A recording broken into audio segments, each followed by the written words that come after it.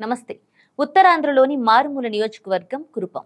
రెండు ప్రధాన పార్టీల తరపు నుంచి మహిళలు ఈ దఫా ఇక్కడి నుంచి పోటీ చేస్తుండటంతో ఈ నియోజకవర్గం అందరి దృష్టిని ఆకర్షిస్తోంది.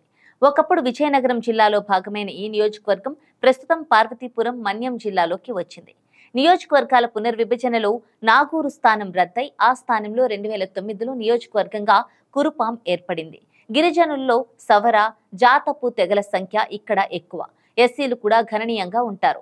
సంఖ్యరీత్యా తూర్పు కాపుల ప్రభావం ఉంటుంది. కానీ క్షత్రియ కులస్తులదే రాజకీయంగా పెత్తనం. కురుపాం, చినమేరంగి, కోటల వారసులతే ఆ హవా. గడిచిన 2 ఎన్నికల్లో చినమేరంగి కోటవాసులతే విజయం. మొత్తం 5 మండలాలు కురుపాం, గుమ్మలక్ష్మీపురం, కొమరాడ, జియమ్మ వలస, గురుగుబిల్లితో కూడి ఉంటుంది కురుపాం నియోజకవర్గం. 2014, 2019 ఎన్నికల్లో ఇక్కడి నుంచి పాముల పుష్పా శ్రీవాణి ఎమ్మెల్యేగా ఎన్నికయ్యారు. జగన్ మంత్రివర్గంలో ఆమె డిప్యూటీ సీఎంగాను వ్యవహరించారు. టీడీపీకి కొరకరాని కొయ్యగా ఉన్న నియోజకవర్గాల్లో కురుపాం కూడా ఒకటి. నియోజకవర్గంగా కురుపాం ఏర్పడిన తర్వాత జరిగిన 3 ఎన్నికల్లోనూ టీడీపీ ఓటమి చవిచూసింది. అంతకు ముందున్న నాగూరు నియోజకవర్గంలో 1994లో ఒక్కసారి మాత్రమే టీడీపీ అభ్యర్థి నిమ్మక జయరాజు గెలిచారు. నాగూరు, కురుపాంలో కాంగ్రెస్ పార్టీ 6 సార్లు గెలిచింది. 2004లో కాంగ్రెస్ మద్దతుతో సిపిఎం అభ్యర్థి లక్ష్మణమూర్తి గెలిచారు. వాస్తవానికి నాగూరు అసెంబ్లీ స్థానంగా ఉన్నప్పుడు ఇది శత్రుచర్ల కుటుంబానికి కంచుకోటగా ఉండేది. రాష్ట్ర రాజకీయాల్లో కీలక నేతగా ఎదిగిన శత్రుచర్ల విజయరామరాజు మంత్రిగా, ఎంపీగా చక్రం తిప్పారు. 1978, 1983, 1985, 1999 ఎన్నికల్లో ఆయన ఇక్కడి నుంచి ఎమ్మెల్యేగా ఎన్నికయ్యారు. 1989లో ఆయన సోదరుడు చంద్రశేఖరరాజు గెలిచారు. 1967లో శత్రుచర్ల విజయరామరాజు పినతాత ప్రతాపరుద్రరాజు విజయం సాధించారు. మొత్తంగా శత్రుచర్ల కుటుంబం ఇక్కడ తిరుగులేని ఆధిక్యం కొనసాగించింది. శత్రుచర్ల విజయరామరాజు ఎస్టీ కాదని కోర్టు తీర్పు ఇవ్వడంతో కురుపాం నుంచి ఆయన పోటీ చేసే అవకాశాన్ని కోల్పోయారు.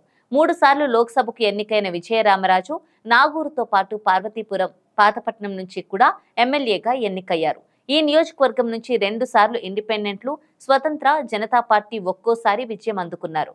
ఇక్కడ విజయం కోసం టీడీపీ చేస్తున్న ప్రయత్నాలు ఫలించడం లేదు. తూర్పు కాపుల్లో టీడీపీకి కొంత పట్టున్నా ఎస్సీలు, ఎస్టీల్లో మాత్రం ఆదరణ కనిపించడం లేదు. గతంలో కాంగ్రెస్ నుంచి గెలిచిన జనార్దన్ థాట్రాస్ టీడీపీలో చేరి ఆ పార్టీకి పెద్ద దిక్కుగా వ్యవహరించారు. అయినప్పటికీ వైసీపీని ఎదుర్కొనలేకపోయారు.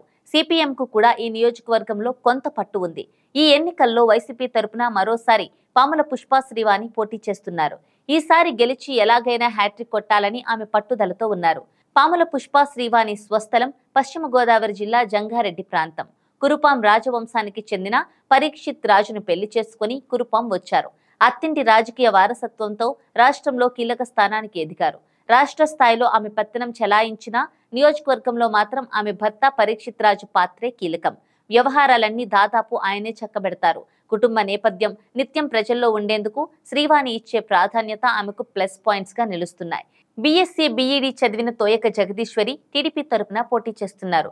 గతంలో కాంగ్రెస్ పార్టీలో ఉన్న ఆమె ఎమ్మెల్యేగా పోటీ చేయడం ఇదే తొలిసారి. వాస్తవానికి ఇక్కడి నుంచి అంగబలం, అర్ధబలం ఉన్న మాజీ ఎంపీ కిషోర్ చంద్రదేవ్ సోదరుడు ప్రదీప్ కుమార్ దేవ్ కుమారుడు వీరేష్ దేవును బరిలోకి దింపాలని టీడీపీ భావించింది.